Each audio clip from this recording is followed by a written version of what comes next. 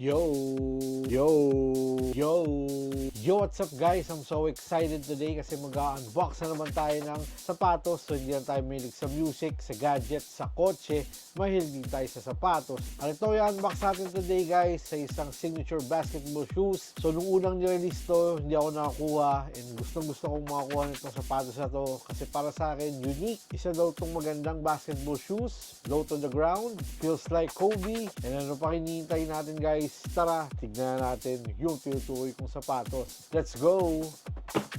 So guys, ito yung box niya. So dito, I think may idea na kayo kung kaninong logo yan. It's from Converse. Nothing special here. Dito, size, pangalan ng sapatos, the brand. Sa ilalim, nothing special. At sa taas, guys, it's 22. So yan ang logo ni Shai Gilgeous-Alexander. So tinatawag tong Shai 001.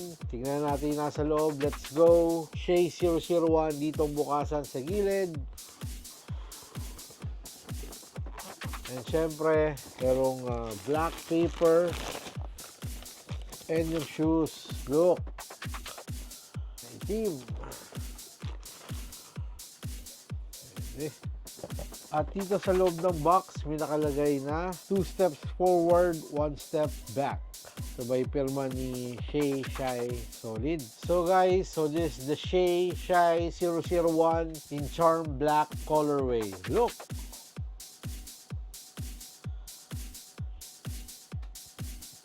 Ganda. So guys, so ito yung aking latest cup, Shai 001 Charm Black. So ang SRP ng mga Gilgeous-Alexander shoes is 9,795 pesos. So almost magti 10,000 pesos na rin. Pero nung unang nirelease to sa Pilipinas, I think 7,500 lang siya. Correct me if I'm wrong. Pag nagre-release ngayon ng mga ganitong Gilgeous-Alexander na basketball shoes from Converse, parang tingin ko tumaas yung price niya. Naging 9,795. So, nung unang nirelease to, guys, sa Pilipinas, it's 7,500 yung black, yung blue, saka yung parang clay colorway. So, swerte sa mga nakakuha ng 7,500 pesos na SRP. And ito, guys, nakuha ko na to ng restock sa Foot Locker. So, nung dumaan ako doon, parang nagkaroon ng black. And right now, the moment na in-upload ko tong video, may nakita pa ako ng pink na colorway nito. And lately, naglabas din ng parang camo na Shai 001. So, I think isang magandang colorway yon. Kasi pansin ko yung mga sapatos ni Gilgeous-Alexander is puro plain colors. And mini-release din nga palang white. I think konti na lang din ang white na colorway. So, ako pinaka nagustuhan ko sa colorway ni Gilgeous-Alexander is itong triple black. Siyempre, as you all know, mahilig tayo sa black shoes. And gusto ko rin yung camo na career release lang. Saka yung pink.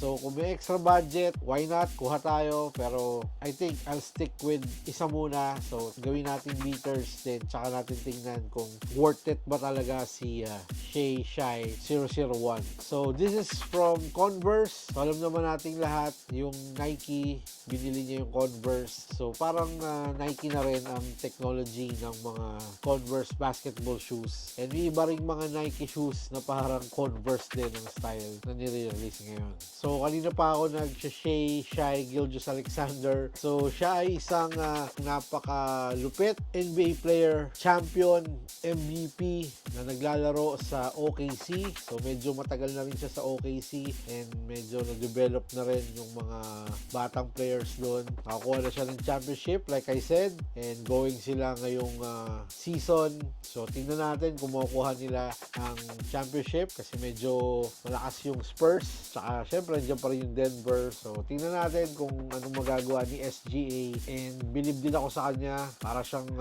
si Kobe, Mamba mentality. Maasahan, pag kailangan gumawa ng points, gagawa. And grabe talaga yung ginawa niya din yung finals. And matagal na rin itong sapatos na to sa kanya. Hindi na ako magtataka. Baka ilang araw o ilang buwan magkaroon na ng 2. Sa napapansin ko, parang konti lang yung nilalabas na colorways. Parang puro exclusive lang kay SGA.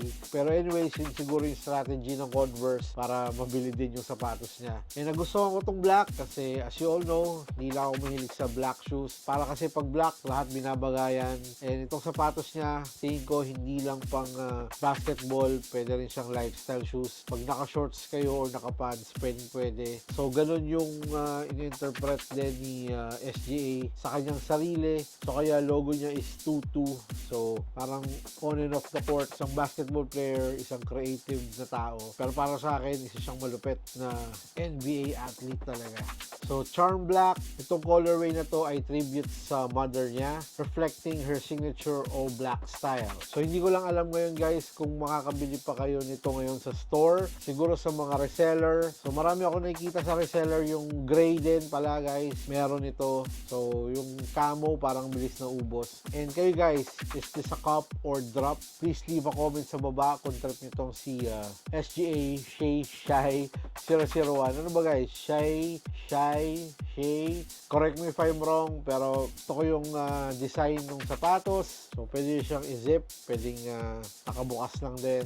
And napaka-limited ng mga SGA 001 dito. So, swertihan na lang din makakuha. And one time, pumunta ako ng isang store. So, nagtanong ako nito and bawal daw siyang isukat pag new release. So, buti na lang nung nagka-restock, pwede na siyang isukat. So, nakuha ko ng right size para sa akin. So, weird nga, no? Bibili ka sapatos, tapos hindi pwedeng sukatin. Pero anyways, it's so good.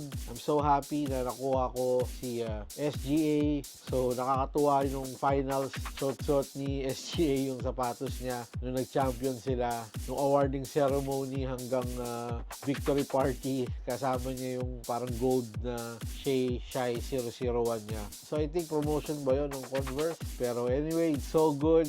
Kung i-rate ko, for me, it's 9.5 out of 10. Saktong-sakto sa pa ako. Shy 001 man. Approved. So sa upper niya, tinatawag tong unique shroud system. Features a distinctive puffy zip-up shroud that conceals a traditional lacing system, providing extra ankle containment and a futuristic aesthetic. So yun yung nakita ko sa website. It feels like a neoprene material dito sa outer layer. Then yung zipper, sa loob, makikita nyo yung lacing system. So dito sa loob, parang mesh na yung feel, malambot. So black yung laces, so wala siyang kasamang extra lace. So very well padded yung tongue na may logo ni SGA 22. And marami nagrereklamo dito sa sintas niya na napakahaba daw. It's up to you kung paano nyo ilalace yung sapatos. Pwedeng nakalabas or pwedeng nasa loob din yung lace. So sa insole niya, meron ding tutu. So very well padded naman dito sa kanyang ankle area. And sa likod, na may plastic piece. Meron diyang Converse logo. So, napaka-solid ng likod. So, meron siyang Nike Zoom Air Unit in the forefoot for springy energy return and a full-length foam midsole for on-court comfort. So, ito yung outsole o traction ng SGA Shy 001. So, may logo ng Converse dyan and logo ni SGA. So, it's a radial pattern map to support sharp cuts and explosive movements. And yung Air Zoom. So in terms of sizing, so kinuha ko si Shy 001 on size 10.5. So kadalasan sa mga Kobe shoes, lalo na ibang Kobe 9s ko is 10.5 ako. Sa 11, meron pa akong space ng konti sa mga Kobe. So parang pinarehas ko to sa Kobe 9. Kaya kinuha ko dito is 10.5. Like I said, hindi ko na nasukat yung 11 kasi wala nang size that time. And like I said, pag bumili ka nito at bagong release, hindi mo siya pwedeng isukat. So sa 10.5, wala naman ako naging problema. Meron pa ako space dito sa toe area ng konti. So, saktong-sakto lang sa akin. Siguro kailangan ko lang din i-break in para medyo lumuwag dito sa area na to. And feels nice on my feet. Kung mahilig kayo sa mga low-top basketball shoes, marirecommend ko si Shy 001. Para sa akin man, approved, panalo. So guys, maraming salamat sa isang quick look, quick unboxing dito sa ating Converse Shy 001 SGA. Sa lahat ng subscribers sa patuloy na nanonood at sumusuport dito sa ating channel, maraming salamat sa inyo man. Salute!